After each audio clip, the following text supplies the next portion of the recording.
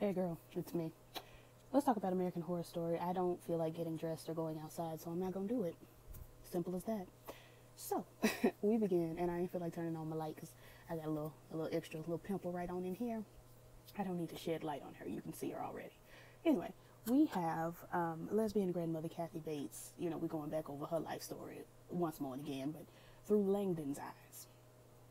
Apparently she had adopted Langdon when he was about 15, 16, or maybe before that, but this is when we see them. She done made him a plate, let's eat. He get ready to dig in. She says, wait a minute, you forgetting something. They bow their head, clasp their hands, and give us a thank you, devil, for this food. And I'm sitting here like, not any single solitary where in the Bible did it say the devil created food. Like, you can worship him and everything. That's beautiful, I guess, for you. It ain't my life story, and it will never be. But if you go back in your text, it just absolutely doesn't say that the devil created y'all a meal. The Lord created all the food. If you gonna worship the devil, at least thank the Lord for making the food. At the very least. But whatever, that's not my business. So they praying to the devil. I said, no God, literally, no God. Let's go and get this out the way, honey. Langdon and his mama go on down to the grocery store. She wants to get a goat's head for her incantations. The butcher said, I'm not giving you a goat's head for the incantations because that's crazy, and I don't believe in that foolishness. She says, you're discriminating against me religiously, and he said, I don't care. And she storms off. Langdon walks up to him. Now, mind you, this is 3 years ago. Langdon walks up, or I think, 3 years ago. Langdon walks up to him and gives a, don't talk to her like that. Who do you think you are? Rambo, or Cumulonimbus Capulatus, or an Osiris, or an Altostratus? Somebody to make somebody feel worthless? Shout out to Carly Simon. If you don't know, that's a Carly Simon quote that she gave you girls in Son of a Gun by Janet Jackson, featuring a whole lot of Carly Simon. A whole lot. She's all up and through that song. You gotta listen to the extended version because she talks straight through that song. Straight through. And I get my life every time. Moving on. Langdon says, leave her alone. Leave Brittany alone. Leave her alone. I mean it. Chris Crocker. The butcher says, F that crazy bee. And Langdon does one of these. Just a bald fist. And all of a sudden, all the knives that the butcher had just go straight into his body. And I'm like, we're doing a lot of stabbing in the forehead this season. We're doing a lot of stabbing in the forehead this season, Ryan Murphy. It's a lot. It's what I would like to call far too much. We're doing too much. We're doing too much. In the words of Nicki Minaj, it's too much and it's too clutch. But yeah, we stab in foreheads far too. It's making me uncomfortable. Now, I've always been worried about having my throat slit, but now I got to worry about my forehead being stabbed in. I'm not liking that. Anyway, long story short, he done got arrested, and we'll get to that in a little bit. The witches. This is 3 years later, which is, I guess, today's time. The witches, they getting up. Coco is over it. She got all these complaints. Mallory is like, girl, what is this? I'm a witch, are you sure? Well, why I ain't know it? What? A witch. She got all up in a temple, scratching her head. A witch. Well, in the words of my mama, well. And Black Oprah was over there giving, girl, I may be a witch or whatever, but I'm finna be very wealthy and minding my business because I made $1 billion for television. I didn't come here to save the world with y'all. So, thank you so much for raising me from the dead. I appreciate it. I owe you one. If you ever need a shout out on TV, call me. I got you. But all this saving the world carrying on? No, ma'am. No, thank you. I don't think so. Anyway, so they get on down and okay. All right, we all know that Madison's surprise bitch was legendary. It was the most legendary thing of American Horror Story. I've already said that. We don't have to do it every episode. We don't have to do it every episode. Thanks so much. Langdon and his robot mama come on downstairs because he done felt a presence, honey. He felt a disturbance. And his mama said, well, how you feel a disturbance? Everybody dead. How? Make it make sense. And I was wondering the same thing a couple episodes ago. Everybody was supposed to be dead, but like everybody on Earth supposed to be dead, but we still got folks out there killing it. I don't know, girl. It was on my nerves. Anyway, he said not anymore. They go on downstairs. Well, they go out, step out the door. My ear just started ringing. This is what happened when you watch these devil shows. They step out the door and give, this drama where they looking at each other, and you got the Supreme. Can I just say Sarah Paulson as the Supreme is so fine. Why is she so fine as the Supreme, but she not fine as Billy, whatever her name is? She not fine as sis from Hotel. She not fine as the lesbian from Asylum. She not fine as Billy was from season 1, Murder House. She wasn't fine in this season as Wilhelmina VeggieTales. Like what is it about the Supreme? I guess it's the BDE, the big dick energy. But she just be out here like with her hair be flowing. She and Langdon go to the same salon, get their hair pressed. Like they just be out here slanging and slaying. Anyway, they looking at each other like, girl, I know I scheduled for Veronica at 2:15. I know I did, and I come in there and you sitting in the chair. Now we got beef. That's the kind of energy they exude. Like I scheduled with my hairdresser, and I come in there and you in the chair. How dare you? But anyway, they giving, you won't win, Langdon, and he like, girl, I already won. The world is over, and Cornelia's like, girl, we can win the war. It ain't no big deal. We can just bring everybody back, girl. You know I raised the dead. It ain't nothing. It's literally nothing. It ain't nothing but a G thing, baby. And sis, I can't remember sis's name with the red hair. I never can, and I don't feel like looking it up right now. But she like, girl, you with this ugly dinner jacket. You look a mess. Your hair's uneven. You're not that cute. You look dusty. Given all of that. And we get some more of the flashback. Let me look at my notes because I'm just out here talking and not looking at my notes. So 3 years before the bomb. Let's go back to 3 years before. Billy Porter. My spirit, my soul, my everything, my life. So we have the homosexual boys' school for warlocks, and Billy Porter is one of the headmasters. And another one of the headmasters is the iconic and ever gorgeous B.D. Wong, which, girl, when he quit Law and Order, he was on his last and evil days. I was like, ooh, B.D. Wong is starting to crack. He don't look that good. Girl, he stepped off of Law and Order and came over here to the warlocks, and he looking cute. I was like, what? How you? Because last time I saw him on Law and Order, I was like, ooh, the ghetto. He's starting to age a little bit. I hate it for him. But I looked at him last night and I was like, work. He looked phenomenal, gorgeous. Anyway, honey, it's just a whole bunch of homosexuals. You got Ariel. He's the, I guess he the headmaster. I don't know what his position is, but he above everybody else. But he's still not the Supreme. I don't know. You got him. You got Cheyenne, which I can't remember his name in real life or on the show. So we're going to call him Eyeliner. So you've got Billy Porter, Wizard Pray Tell. You have B.D. Wong, you have Eyeliner, and you have Ariel. Now, Ariel is legendary. All the girls are, sickening. But Ariel puts on this little hat, puts on this little suit jacket that kind of, it's a cape, honey, and he steps in the name of love, no R. Kelly. He comes in and he shows them this footage of Langdon. Basically, he got arrested for the knife through the forehead and everywhere else on the butcher. And the police officer was beating on him, and I'm just like, no, Shantae's got a man at home. He always treats me right. We never fight. He took me home in wine and dine. Took me home to meet his mama. How he loves me, yeah. I can't sing like I want to. I'm in the house and it's nighttime, but he was cheating on you, beating on you, creeping on you. I said, Lord Jesus, stop hitting this boy.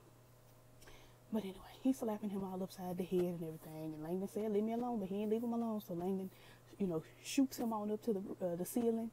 And I'm like, look at these camera angles. Who is in there with the video camera record? Because usually when you see police footage, it's dead on. We don't get a shot of the ceiling. But we looking at the ceiling. He up on the ceiling, his arms break. He drops on down to the floor and he looks at the camera and says, help me. And then his head explodes. And I'm just like, the ghetto. The ghetto. And this was before I realized that was Langdon. And I was like, who is this little boy out here blowing up heads? Because they showed this before they showed Langdon, Butcher the Butcher. R.I.P. But Ariel is talking to the men saying, I think he may be the next Supreme. I think he may be, the one we were looking for, the Alpha. I said, he may just be the Omega, sis. He might not be the Alpha. But Eyeliner was like, girl, this don't look like magic. This look like demonic possession. And if it is magic, it look like dark magic, and we don't do none of that here. I know I look mysterious and dark with my eyeliner, but I'm saved by his power divine. And Billy Porter is like, we need to get a face-to-face with this boy. Ariel puts on his hat and his cape, honey, and tiptoes on down to the jail. Talks to Langdon, says, I'm a wizard. You may be a wizard too, Harry. Unlocks the jail cell. They swipe, tiptoe right on out. The police officer comes out and says, hey, where are you taking our prisoner? Like, he murdered 2 people. What? I don't understand. Ariel says, he is innocent and cleared of all charges.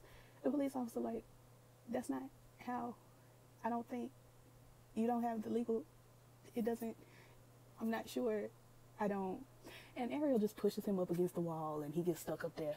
And all in all, girl, Ariel's like, he ain't gonna feel nothing. We gonna leave, he gonna drop on down to the floor, and everything gonna be fine. Langdon takes it upon himself to give another one of these, and broke this man's neck. And I'm like, for what? For why? Por qué? I don't get it. Just for the sake of no reason. Anyway, he getting ready to get in the car with Ariel. His mama standing outside the jail. And they look at each other, and he just get in the car. And I'm like, why you don't say bye to your mama, tell her what's going on? What was the point of this? And she says she is a true believer. And then she starts hollering, hail the new world, hail the new world. And I'm sitting here like, what? How did she die? What? Let's get to that. Anyway, and another thing that's strange to me is he was about 15, 16, 3 years ago. Now he a good 33, 34. I don't understand. How did he age so rapidly in these 3 years? Ugh, the ghetto. Anyway, let's look at this. So he goes on over to the homosexual school for boy wizards, warlocks, if you will. And, they're like, we're going to test him. And they sit him down in the room. They say, we test folks, and they usually are either a 1, 2, 3, or 4. It's a system of 1 through 4. He asked them, are y'all 4s? They cackle. No, you're looking at a bunch of 3s. 4 would be, the ultimate girl, the supreme, the legend, our Diana Ross. And they test him. They say, we've hidden a message in the mirror. I want you to look in the mirror and tell us where the book is. And he tells B.D. Wong, the book is this, the new Adam and Eve by this author, before B.D. can even tell him. So he look in the mirror for a minute. He looking. He concentrate. He's giving it the best that he got. Anita Baker. Then he put his hand up there and get to shaking. I said, Lord Jesus, I'm looking. He looking. We all looking. Billy Porter looking. B.D. Wong looking. Eyeliner is looking at Ariel. They just all looking. His hand shaking. He put his hand inside the mirror and pulled out the book. I said, that ain't it. That's not what they told you to do. And Cheyenne said the same thing. Disobedient. We told you to tell us where the book is, not reach in there and get it. Anyway, so they clap for the kids. Clap in a circle 3 times. Not snap like Beyonce said. The next test, I don't know, what did I put? Because I can't remember. I know he did something with teleportation was the next one. I knew it was one before that other one. They said, we need you to teleport. Just go to another part of the room. Then you see Eyeliner lift up a knife telepathically and look like a brick. And Langdon says, well, what's this for? He says, motivation, and throws the brick at him. Langdon teleports up yonder. He throws the knife. He teleports again and says, you want me to dust up here? You look up and he up in the rafters. And everybody's just, yay. Girl, I guess, child, we're not supposed to trust him. Like, I understand that, they're giving us backstory and they want to endear us to him or whatever, but I'm just not endeared. He destroyed the world and brought snakes. Snakes. Like that. I can't even be bothered to do the song right now, but y'all know the song if you watched last week. The next test is to make snow out of the water molecules in the air. He reaches up, he gives you one of these, then he gives you one of these, and then he gives you a couple of these, and a little bit of this, and a little bit of, and he pulls from the sky snow out of nowhere. And then, everybody's like, yes, go ahead, so proud of you. Then his eyes roll back in his head, honey, and all of a sudden he creates a blizzard. It's ice cold. And Ariel says, enough. And he wakes up from his, his possession. And Ariel's like, girl, too much. Far too much. And he turns up the fire. and Langdon's nose bleeding. He's like, I didn't even know that was inside of me. And I'm like, but you've been out here murdering folks. You didn't know a blizzard was inside of you, but you've been out here murdering people. Okay, Langdon. Oh, okay. All right. It makes sense. So eyeliner is weary. He's like, this boy ain't no good. Everybody else is weary of eyeliner. And I'm just like, I'm sitting here weary that Langdon is going to find out that they're trying to use him to overthrow the witches and be mad about that. That's what I'm weary of. In the meantime, girl, we over there at the witch's house, honey. And Tasia, I can't remember, Farmagara or something like that, she's back. She was the star of season, was it 1 and 3? I think it was 1 and 3. Because if I remember correctly, she was the daughter in Monster House and she was the daughter in Coven that got sent over to the witches. But I do get white people confused a lot, so we're not sure. Somebody let me know. But Tasia's back, honey. She got a good deep condition. Her hair was slick and laying. She go to the same stylist that Langdon and Cordelia go to. Cordelia? Yeah, Cordelia. She go to the same stylist, honey, and gets a good deep condition.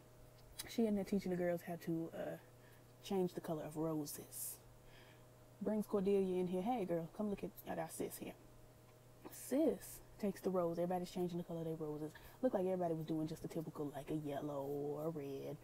Sis turns her rose blue, bright blue, and then the petals fall off. And I'm like, oh, she's doing too much. And then the petals turn into butterflies. And I said, oh, she's doing the most, the utmost. They get up, honey. They believe they can fly. They fly. Excuse me. My throat gave out on me. They flying all up in the sky, honey. One of them land on Cordelia's hand, and it turned back into a petal. I said, Lord Jesus. Lord Jesus. And Cordelia's like, amazing. I can't believe. Wow, look at this. Now, somebody on Twitter said that was Mallory. I, again, have a hard time distinguishing white people. And she ain't had no glasses on. Her hair was down. She didn't look like Cindy Lou Who, so I wasn't quite sure. Somebody let me know. I think that was Mallory, but I don't know 100%. Anyway, they're just so proud of her flower turning. Anywho, so let's see. Tasia, I wonder how many years this is supposed to be since Coven. Because no shade, but Tasia looks a good 10 years older. She look mature, like maybe she done had a baby. But that's not my business. She hasn't like gained weight or anything, but she's just got a more mature look on her. That's not my business though. Anyway, girls, so the girls have been summoned to an emergency council. And Sister Redhead was like, girl, ain't nobody interested in no emergency council. That means I got to get on the plane and have airline food. When really I had made reservations down at, the function. I guess. So they go on down to the Wizards. And I'm like, there isn't an actual council. It's just y'all niggas. Because y'all ain't never going to get nothing done because y'all will go against each other. Y'all need an unbiased party like Grace Greenleaf. And a disinterested party. But whatever, honey. They link up. They go on down to the the Warlocks' underground lair. And the Warlocks are like, hey, girls, got a surprise for you. We have a contender for the Supreme. And I'm like, no, you don't. And they like, no, you don't. And their reasoning is men just are not equal in the witching world. They don't have, they can't be the Supreme. The testosterone is a hindrance to being, utilizing your full power. Y'all niggas is weak, basically is what she said, and it's just not likely. My reasoning is, wouldn't Cordelia be getting weaker? Wouldn't her hair be falling down to her teeth and she'd be going, blind again and bald and crazy like her mama did? Remember, when a new Supreme is rising, the old Supreme is falling. Cordelia look good.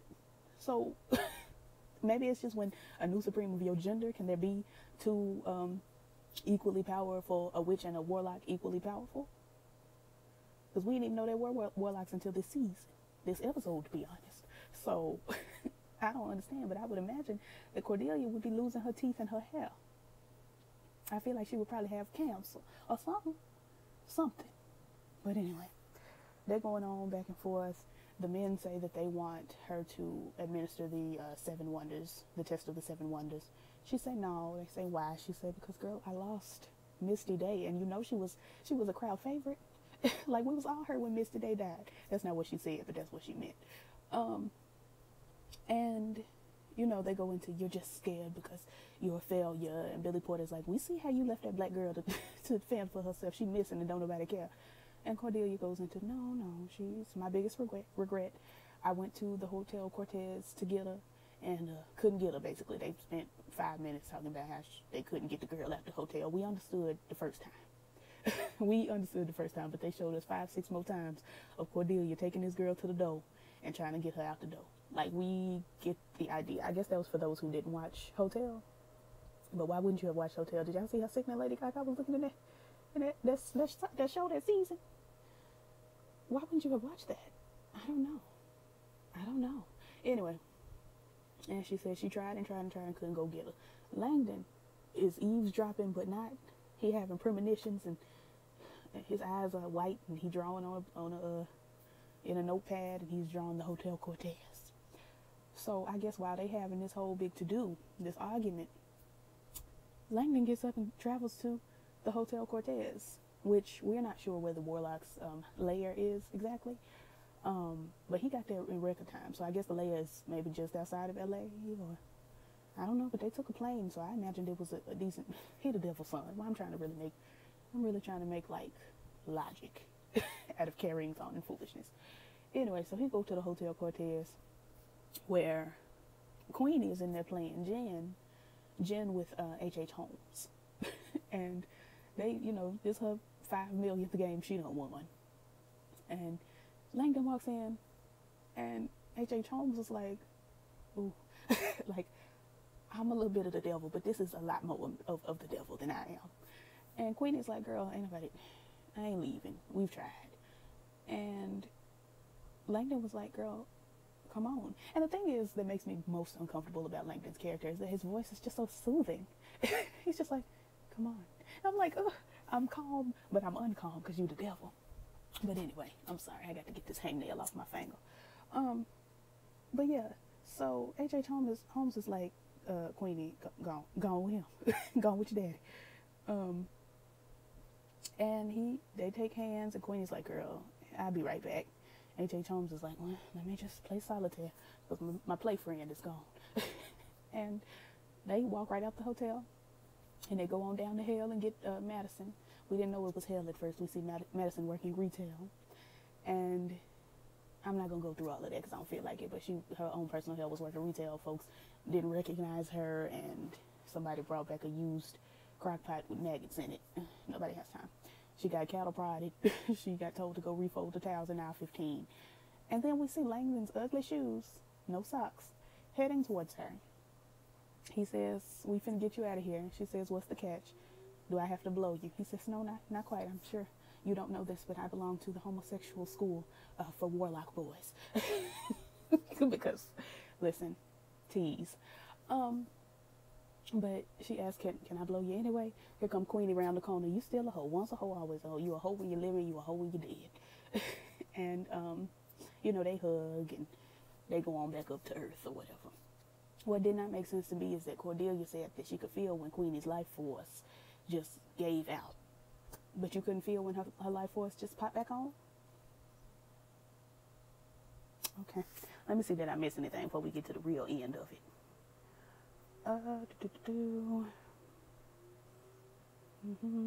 Maggots, I talked about those. Hoe, yeah, I said that. Okay, yeah, so Cordelia, I forgot, I wrote it right here. That's why you take your notes. Cordelia did feel something. You can see her, after the meeting has adjourned, she's standing at the table, and you see her kind of with her hands on the table giving something's going on. And you can see her, you know, her Tasia Farmagara and Redhead giving, you all right, sis? Do we need to, like, give you a hug? What's going on? She says, no, I'm cool. They start to walk out. You know, I love the way the witches walk out in formation. You've got Cordelia and her good hair in the front, giving you, hey, girls, supreme. Then you've got Tasia and Redhead in the back giving you, we are also very important. And then they're coming this way. Coming this way is Langdon with his soon-to-be legendary hair as well, giving, hey, girls, legendary queen. Almost supreme, but not quite, because not really a warlock, kind of the devil. But anyway, legendary. Then you have Madison and Queenie giving you hi, also important. And they, as you know, Cordelia and her girls come out of the building, they see Langdon and his girls walking, or Langdon and her girls, Cordelia's girls, walking up. Cordelia's eyes, you know, buck wide open. She's like, my girls. Very RuPaul, bring back my girls. She looks, honey, and they looking. You see Queenie wave, hey sis, alive. Cordelia gives us very much Tracy takes a tumble. Is it Tracy? Stacy? Whoever took a tumble, she just dropped down low and got her eagle on. She put her belly to the earth like Iyanla told that one woman that one time. Put your belly to the earth, beloved. Cordelia fell over, honey, in her white on this dirt. I said, oh, the ghetto, she gonna be dusty. But she a witch. She could just presto and get that cleaned up. But child, when she hit that ground, I said, do Jesus. Help us today. Somebody get her. Get the sheet. And that was the whole episode. It wasn't really a lot, but it was a lot of backstory. So next week is probably gonna be a lot. I didn't watch the promo if there was one for next week. I'm just gonna be surprised. Anyway, like, comment, subscribe, all the things the YouTubers say, and I will catch y'all next week for this. Peace.